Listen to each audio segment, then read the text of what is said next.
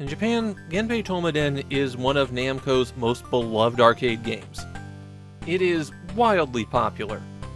But despite the fact that it was released in 1987, even by 1990 there wasn't a console port. The Famicom had a separate game called Genpei Toumaden, which was a hybrid board game RPG. And I mean board game in this case.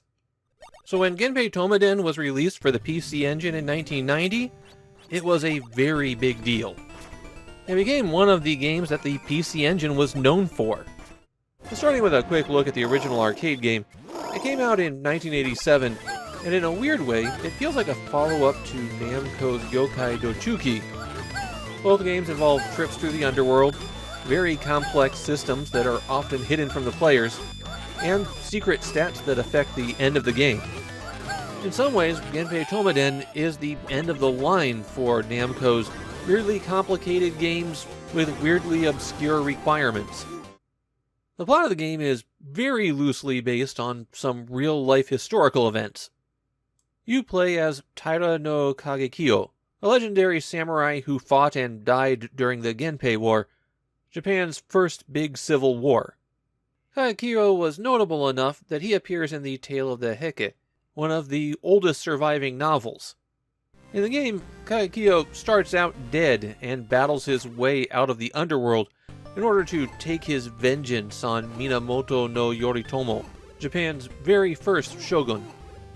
The game Genpei Toumaden includes several historical figures who are built up into supernatural characters.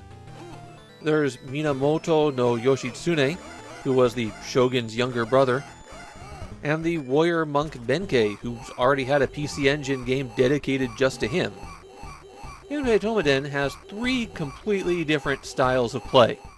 You have the small mode, the overhead mode, and big mode. The game starts out in small mode as you fight your way out of hell. In all modes, button 1 jumps and button 2 attacks with your sword. The small mode stages have enemies like flying rocks that will try to crush you, or these guys on boats that will drop giant bells on you. Your goal on every stage is to reach a shrine gate, and passing through that will take you to the next level. On the small mode stages, it's often possible to go past the shrine gate, and you can find additional treasures, power-ups, and sometimes secret levels. If you fall down a pit in small mode, then you wind up in an overhead view mode stage where you're back in hell. In this overhead mode, you can freely walk around and explore the area.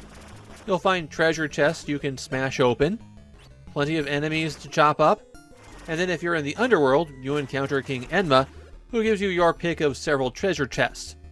Initially, half of them will kill you and half of them will restore you to life. And every time you use one that restores you to life, it's gone for good. For the overhead mode stages where you're not in hell, then you might find a set of shrine gates. Each one of these is a separate path through the game. There's a stage in Genpei Toumaden for every province in Japan, and you'll slowly work your way west to east across the map as you head for your showdown against Yoritomo. Big mode gives you a more zoomed in view of the action, and you have a lot finer control over your sword. The way that you swing your sword will depend on how you're moving or which way you're standing at the moment. It's usually pretty convenient to press up on the D-pad, and then your attack will be a large downward swipe. That will be able to hit most things that are coming at you. Big mode is where most of the game's bosses are. And of course you just hit them with your sword, except for the Biwa monk, whose music summons spirit animals, and when you hit them, they turn into poisonous mushrooms.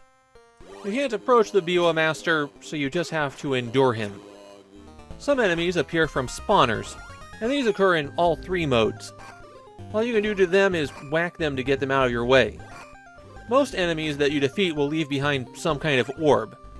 A green orb is money, a blue orb restores a small amount of health, and a purple orb gives you 1 point of sword strength. Money initially doesn't do a whole lot for you, but as the game progresses, more and more of the stages will have items that you can only collect by paying cash. To collect the rice bales that restore health, for example, you have to give up 10 coins. Same thing if you collect a sword that's sitting around in the small mode. Your health bar is represented by the candles, and initially you have 5 of those. But you can collect candles as you explore the world, and those will extend the bar by 1, as well as max out your health.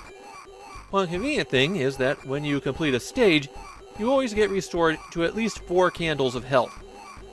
The sword strength is one of the more confusing aspects of Genpei Toumaden.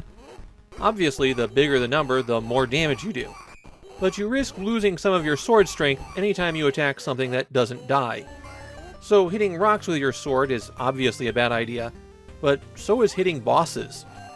If you want to stand any kind of chance against later bosses like this flying dragon, you have to have pretty good sword strength. But sword power-ups are extremely rare. It results in a weird situation where managing your sword's strength is the most important thing for beating the game. You have to plot out a route where you're maximizing your sword gains, while minimizing damage to your weapon. The best way to power up the sword is to find the secret bonus stages, where the Buddha will appear and throw out fountains of power-ups. After about 30 seconds of a continuous stream of items, the bonus stage will just come to an end. There's one more common power-up that you can collect, and that's this scroll that lets you shoot a beam from your sword. You only get a few shots with it for every scroll, but there are certain enemies where it's almost required to use one, otherwise you'll get hit.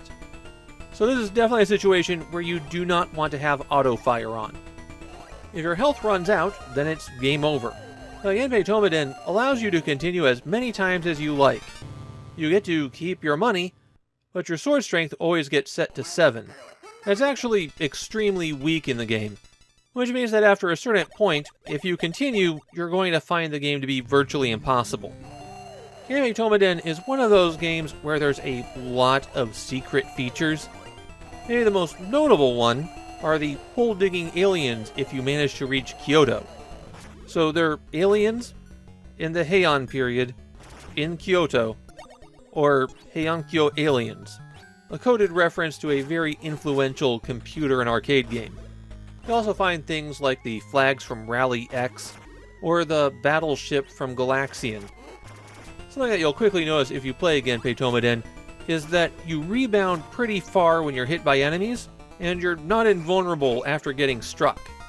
That means that your health can melt away in an instant, and it's very likely that the first 4 or 5 or 20 times that you play, you'll only be able to get a few screens on the very first stage before you're just bounced around to death.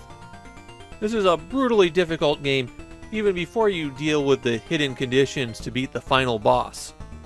As I mentioned, Genpei Toumaden is a beloved classic in Japan, a game that people would have bought PC engines specifically to play. And there was even a sequel made just for the PC engine. My own feelings about Genpei Toumaden are, well, honestly, I don't like the game at all. I've tried to get into it, but I really do not like the way that the game feels. You just bounce around too much when you get hit. You don't move with any platforms that you're standing on, so you have to run with them if you want to go in that direction. And then there's the difficulty with powering up and maintaining your sword. It all comes together to make Genpei Toumaden incredibly frustrating to play. It's a big game and there's a lot going on, but none of it works for me. 3 modes and none of them are fun to play. A lot of people find Genpei Toumaden to be an all-time classic, and all I found was disappointment.